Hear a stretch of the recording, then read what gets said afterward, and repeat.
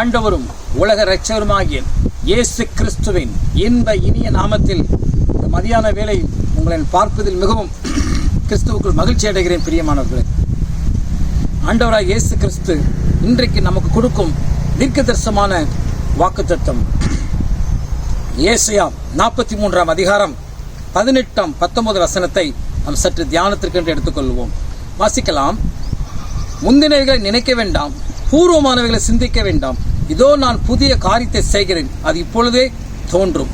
இதை பார்த்து கொண்டிருக்கிற அன்பான தேவ பிள்ளைகளே, கர்த்தராகிய இயேசு கிறிஸ்து உங்களை பார்த்து சொல்கிறார், முந்தினவைகளை நினைக்க வேண்டாம்.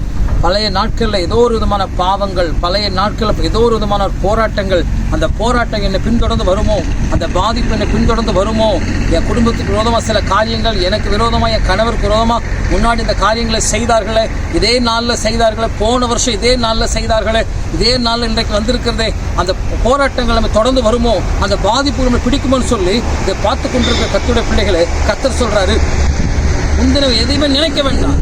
இன்றைக்கு ஆண்டவராக இயேசு கிறிஸ்துவுக்கு பிரியமானவர்களே, உங்களுக்குள் தேவன் இருக்கிறார். எந்த பிரச்சனைகளும் எந்த போராட்டங்களும் உங்களை பின்தொடர்ந்து வர அதிகாரம் இல்லை. ஆண்டவர் சொல்றாரு, நீ உயிரோடு இருக்கும் நாளெல்லாம் ஒருவனும் உனக்கு முன்பாக எதிர்த்து நிற்பதில்லை என்று ஆண்டவர் யோசுவா 1:5 சொல்றாரு. அதனால பழைய பிரச்சனைகளை போட்டு நீங்க மனசுக்குள் கொண்டு நினைச்சலாம் சலசலப்பு வர வேண்டாம். கர்த்தர் பார்த்துக்கொள்வார். கர்த்தர் மேல் பாரத்தை வைத்து விடு, கர்த்தர் பார்த்து கொள்வார். கர்த்தர் அவை எல்லாவற்றையும் நேர்த்தி அவர் என்ன செய்வார், நடத்துவார். அப்போ பழைய காரியங்களை நாம் நினைக்க கூடாது.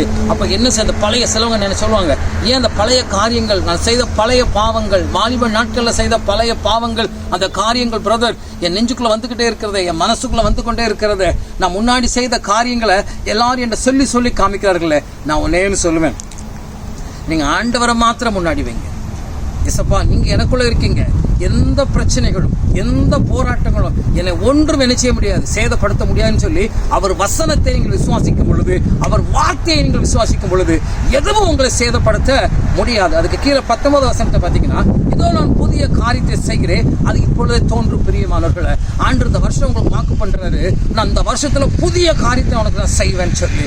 கடந்த வருஷத்துல பலவிதமான தோல்விகள், அவமானம், நெருக்கங்கள், நிந்தைகள்ல நீங்க வாழ்ந்து கொண்டிருக்கலாம். பிரியமானவர்களே, இந்த வருஷம் எப்படி இருக்குமோ, வருகிற நாட்கள் எப்படி இருக்குமோ, நான் எதை செய்தாலும் வாய்க்க மாட்டேங்குது, எதை செய்தாலும் ஒரு தொழில் தொடங்குறேன், 100 பிசினஸ் பண்றேன், எல்லாம் தோல்வியில முடிகிறது, எல்லாம் போராட்டத்தில் முடிகிறது அப்படின்னு சொல்லி கண்ணீரோடு இருக்கீர்களா? பிரியமானவர்களே, கர்த்தர் உங்க பார்த்து சொல்றாரு, இந்த மாதத்துல வருகிற நாட்களில் நான் புதிய காரியத்தை செய்கிறேன். எல்லாரும் உங்களை அற்பமாக நினைத்திருக்கலாம், உங்க குடும்பம் உங்களை அற்பமாக நினைத்திருக்கலாம். இவெல்லாம் எங்க வாழ்க்கையில முன்னேற போறான், இவெல்லாம் பைபிளை தூக்கிட்டு போறான், இவெல்லாம் எங்க முன்னேற போறான் சொல்லி உங்களை குறை சொல்லி கொண்டிருக்கலாம். இவன் எதை செய்தாலும் தோல்வியில தானே முடியுதுன்னு சொல்லி ஒருவேளை உங்க பிள்ளைகள் கூட சொல்லலாம், உங்க கணவர் சொல்லலாம், உங்க மனைவிகள் சொல்லலாம், உங்க உறவுகள் சொல்லலாம். ஆனா அதற்கு மத்தியில கர்த்தர் சொல்றாரு, நான் இந்த வருஷத்துல உன் தலையை நான் உயர்ச்சி ஆபிரகாமுடைய ஆசீர்வாதத்தினால் கர்த்தர் உங்களை அலங்கரிப்பாராம். பிரியமானவர்களே, விசுவாசிக்கிறீங்களா?